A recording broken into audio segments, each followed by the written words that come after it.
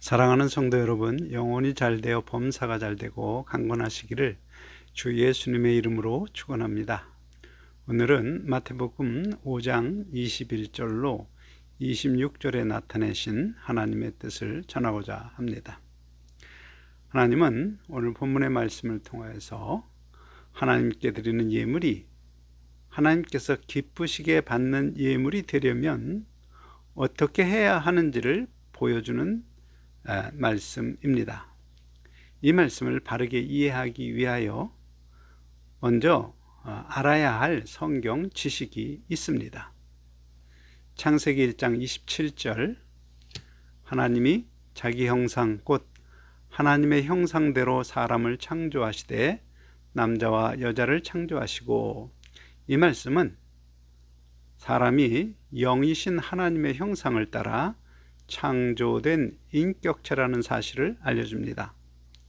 그러므로 사람은 영의 기능, 곧 직관, 교통, 양심으로 하나님을 알고 하나님과 교통하며 양심에 새겨진 하나님의 선하신 뜻을 따라서 삶으로 거룩하신 하나님의 성품이 나타나는 존재이었습니다.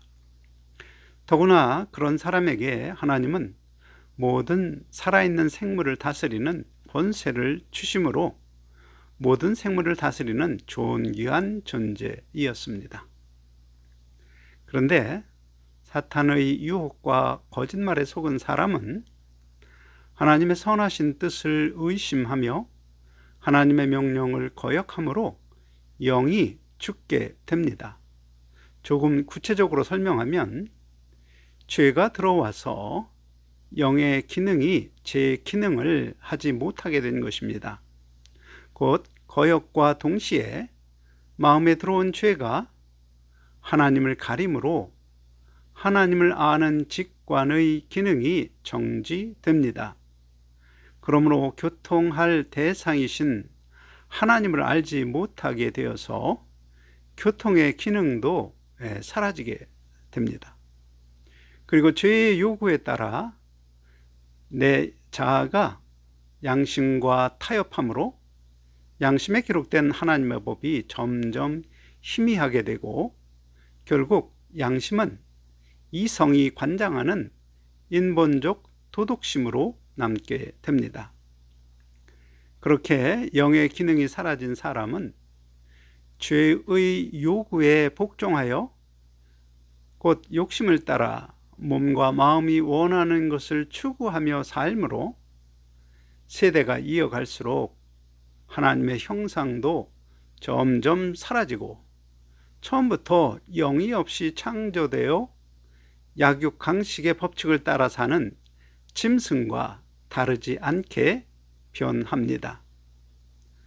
동물의 세계를 보면 가을이 될 때 다람쥐는 열심히 도토리 밤과 같은 열매를 모아 자기가 월동할 굴에 모읍니다.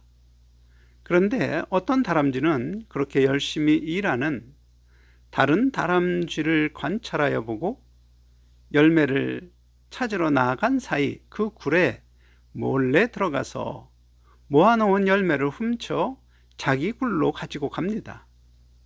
한 번, 두 번 훔치는 것이 아니라 자기가 원하는 대로 계속 훔쳐갑니다. 그러다가 원래 주인 다람쥐에게 들키자 도망가는 것이 아니라 이제는 공격하여 빼앗아 갑니다. 마치 전세 사기꾼이 열심히 일하고 저축한 돈을 전세 사기로 자기 주머니에 넣는 것과 같습니다. 그런데 사람이 짐승과 다른 점은 전세 사기꾼이라도 그 양심에 하나님의 법이 희미하게라도 남아 있으면 죄가 발각될 때 양심의 가책으로 자기 죄를 인정하고 용서를 구하며 손해배상을 일부라도 하려 합니다. 그러나 양심의 가책을 느끼는 짐승은 없습니다. 그러므로 양심의 가책을 느끼는 사람이 짐승과 다르게 하나님의 영으로 창조되었음을 증빙합니다. 그런데 양심의 도덕심조차 사라진 사기꾼은 마치 도둑질이 탄로났을 때 오히려 공격하는 다람쥐처럼 죄를 인정하지 않을 뿐만 아니라 피해자를 공격하며 또 다음에는 들키지 않도록 사기 계획을 잘 세워야지 생각합니다. 그런 사람의 영은 완전히 죽어서 짐승과 다르지 않습니다. 그러므로 하나님은 없다고 생각하며 죄의 본능을 만족시키려고 약육강식의 논리를 따라 사는 것을 지혜롭게 여기는 사람은 스스로 짐승과 다르지 않음을 알아야 합니다. 그와 같이 마음에 들어온 죄는 욕심을 따라 몸과 마음이 원하는 것을 추구하도록 사람에게 요구할 뿐만 아니라 하나님을 가려서 사람으로 하나님의 선하신 뜻이 담긴 하나님 말씀을 악한 의도가 있는 것으로 의심하며 하나님 말씀을 거역하고 죄의 요구에 항상 복종하는 선택을 하게 합니다. 그리고 그 선택의 결과 몸에 안락과 쾌락이 주어질 때, 또 마음의 탐심이 만족하게 될 때, 그 체험을 기초로 자기 선택을 지혜롭게 여기는 자기중심적 가치관이 형성됩니다. 그렇게 죄 중에 세워진 자기중심적 가치관은 스스로 자기의 언행을 판단할 때 지혜롭고 의롭고 선하게 여기도록 합니다. 살인조차 죽일 사람을 죽였다고 생각합니다. 또 거짓말도 지혜로운 선택으로 생각합니다. 그러나 하나님이 보실 때 그는 죄의 요구에 복종하며 죄를 범하는 죄인이며 그에 합당한 형벌은 지옥뿐입니다. 그러므로 사탄에게 속아서 지옥을 향하여 날마다 죄가 요구하는 대로 복종하여 죄를 범하지만 죄를 죄로 인식하지 못하고 멸망길로 가는 사람을 불쌍히 여기신 하나님께서 죄의 종에서 풀어주시는 계획을 실행하십니다. 이 세상에 오신 독생자 아들 예수님 앞에 그런 하나님의 선하신 뜻을 따라서 선택을 놓으십니다. 하나는 모든 사람이 자기 죄로 받아야 할 형벌을 대신 받으시는 십자가의 형벌이고, 다른 하나는 십자가는 지지 않지만 모든 사람이 지옥에 던져지는 선택입니다. 어떤 선택을 할지 예수님은 겟세마네 동산에서 땀이 피가 되는 고통 속에 하나님의 뜻을 따라서 십자가의 형벌을 선택하여 받으십니다. 그 이유는 우리를 불쌍히 여기시고 사랑하시기 때문입니다. 이제 사람에게 선택이 주어집니다.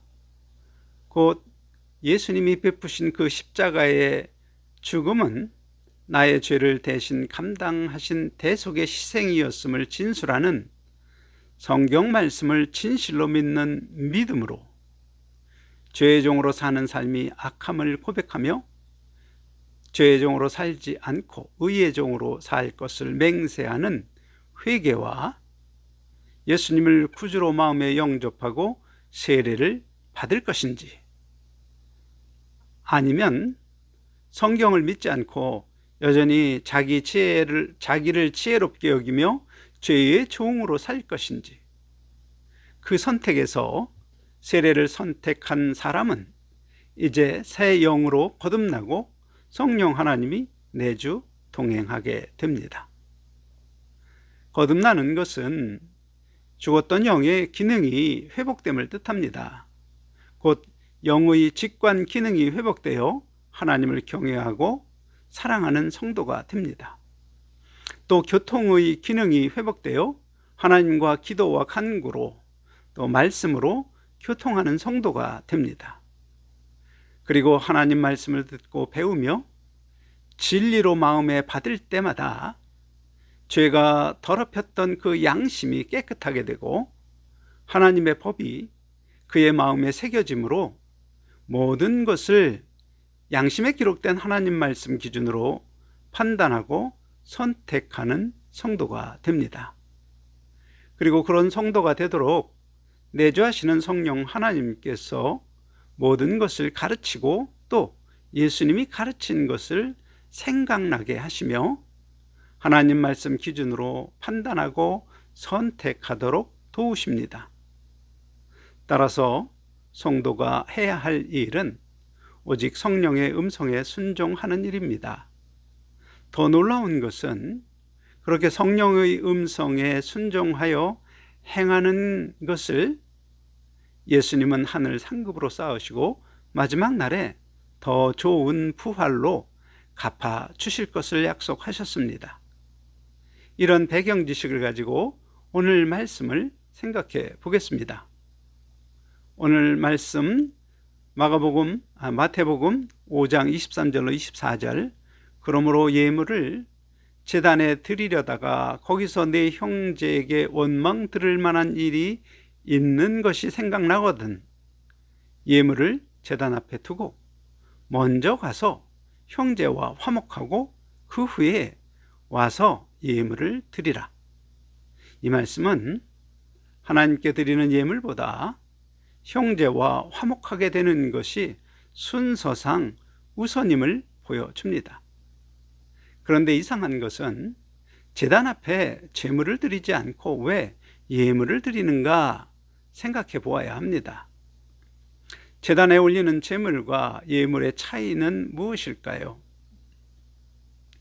제물은 죄의 속죄를 위하여 하나님께서 정하신 규례를 따라 제단에 올리는 것입니다. 율법에 따르면 죄인된 사람은 하나님 앞에 설 수 없을 뿐만 아니라 제물도 스스로 드릴 수 없고 제사장이 대신 드립니다. 그런데 예물은 죄와 관계없이 영으로 하나님을 알고 사랑하는 사람이 기쁨으로 하나님께 드리는 것입니다. 따라서 예물은 오직 하나님 앞에 이미 죄사함의 은혜를 받은 사람, 곧 예수 그리스도를 나의 구주로 영접하여 그리스도의 생명으로 거듭나서 영의 기능이 회복된 사람만이 하나님 앞에 드릴 수 있는 것입니다. 한편 죄와 죄사함을 위한 구약의 율법을 보면 민수기 5장 6절 이스라엘 자손에게 이르라 남자나 여자나 사람들이 범하는 죄를 범하여 여호와께 거역함으로 죄를 지으면 이 명령의 대상은 이스라엘 자손입니다. 영적으로는 회개하고 예수님을 구주로 영접하고 세례를 받은 성도의 범죄에 관한 말씀입니다. 영어 성경을 참고로 남자나 여자나 생활의 모든 면에서 다른 사람에게 잘못한 것이 하나님께 대한 불신이면 그 사람은 죄를 지은 것이다 라는 뜻으로 범죄에 관한 중요한 기준을 보여줍니다. 이 말씀에서 성도의 범죄는 생활의 모든 면에서 다른 사람에게 잘못한 말이나 행동 하나이지만 성경은 그것을 두 방면에서 문제를 제기합니다. 곧 다른 사람에게 손해를 입혔는가, 동시에 하나님에 대한 불신의 거역인가, 그리고 하나님 말씀의 불신으로 행한 거역이면 그것이 바로 하나님 앞에서 죄입니다. 그리고 불신과 거역의 행동으로 다른 사람에게 손해를 입힌 것은 범죄입니다. 따라서 속죄도 달라집니다. 불신과 거역의 행동이 다른 사람에게 손해를 입힌 경우 드리는 제사는 속건죄입니다. 속건죄입니다. 그리고 사람에게 손해를 입힌 것이 없고 다만 하나님 말씀의 불신과 거역이면 속죄제를 드려야 합니다. 참고로 속죄제와 속건제의 영어 표현을 보면 속죄제는 sin offering으로 속건제는 guilt offering으로 표현합니다. 영어의 sin이라는 것은 마음 안에서 하나님을 불신하고 거역하는 판단과 선택으로 짓는 죄를 말합니다. 그리고 guilt라는 것은 법정적 용어이며 행위로 드러난 불신과 거역의 죄를 말하며 중요한 것은 그 행위로 손해를 입은 사람이 발생하는 죄입니다. 따라서 속죄죄는 마음 안에 은밀한 죄와 허물에 대한 것을 중심으로 하나님 앞에 속죄하는 제사이고, 속건제는 밖으로 드러난 죄와 허물의 행위에 대하여 속죄하는 제사입니다. 특히 레위기 6장 5절 그 거짓 맹세한 모든 물건을 돌려보내되 곧 그 본래 물건에 5분의 1을 더하여 돌려보낼 것이니 그 죄가 드러나는 날에 그 임자에게 줄 것이요. 이 말씀을 따라서 속건제는 손해를 입은 사람에게 1.2배로 손해배상을 해야 하는 의무가 있습니다. 이제 속죄제와 속건제의 차이를 이해하셨을 것입니다. 따라서 형제에게 원망 들을 만한 일이 있는 것이 생각나거든, 이 말씀은 그가 형제에게 손해를 입힌 범죄가 있었음에도 형제에게 손해배상을 하지 않은 상태임을 알 수 있습니다. 그럼에도 불구하고 자기 예물을 하나님이 기쁘시게 받을 것으로 생각하며 성전에 들어가는 것입니다. 오늘날 성도들에게서도 이러한 행태가 많이 보입니다. 일상 중 거짓과 속임수로 자기 유익을 취하는 죄를 매번 범하지만 주일에 하나님 앞에 예수 이름으로 죄를 고백함으로 모든 죄를 용서받는다고 생각합니다. 분명히 거짓말과 속임수로 물질의 이득을 취하였다면 누군가에게 손해를 끼친 것입니다. 특히 하나님의 자녀된 성도로서 하나님 앞에 형제로 불리는 사람에게 부지불식간에라도 손해를 끼쳤다면 그것은 속건제의 대상입니다. 그럼에도 손해배상 없이 하나님께 예물을 드리는 것은 죄의 종 상태라도 하나님을 기쁘시게 할 수 있다고 생각하는 것입니다. 하지만 예수님은 예물을 제단 앞에 두고 먼저 가서 형제와 화목하게 하는 일을 하라 명령하십니다. 곧 형제에게 손해배상을 하고 하나님 앞에 죄사함을 받는 속건제가 예물보다 우선임을 보이신 말씀입니다. 그런데 여기서 중요한 것이 있습니다. 형제에게 원망 들을 만한 일이 어떻게 갑자기 생각나게 되었을까요? 그것도 기쁨으로 하나님께 예물을 드리는 성전 가는 길인데, 요한복음 14장 26절 보혜사 곧 아버지께서 내 이름으로 보내실 성령 그가 너희에게 모든 것을 가르치고 내가 너희에게 말한 모든 것을 생각나게 하시리라. 이 말씀에 근거하면 갑자기 형제에게 원망 들을 만한 죄가 생각난 것은 그 예물을 하나님께서 기쁘시게 받으시도록 인도하시는 성령께서 생각나게 하시는 것입니다. 그러므로 성령의 음성에 순종하여 합당한 예물과 향기로운 속건제의 제물을 드려서 하나님을 기쁘시게 함으로써 빌립보서 4장 18절로 19절 내게는 모든 것이 있고 또 풍부한지라 에바브로디도 편에 너희가 준 것을 받음으로 내가 풍족하니 이는 받으실 만한 향기로운 제물이요 하나님을 기쁘시게 한 것이라. 나의 하나님이 그리스도 예수 안에서 영광 가운데 그 풍성한 대로 너희 모든 쓸 것을 채우시리라. 이 말씀처럼 예물과 향기로운 제물을 드린 성도의 모든 쓸 것을 채우시는 하나님의 은혜를 누리게 하시려는 것입니다. 또 전도서 9장 7절, 너는 가서 기쁨으로 네 음식물을 먹고 즐거운 마음으로 네 포도주를 마실지어다. 이는 하나님이 내가 하는 이 일들을 기쁘게 받으셨음이니라. 이 말처럼 하나님이 나의 예물을 기쁘시게 받으심으로 나로 내 분복을 누리며 기쁨과 평안함의 즐거움을 누리도록 하시려고 원망하는 형제를 생각나게 하신 것입니다.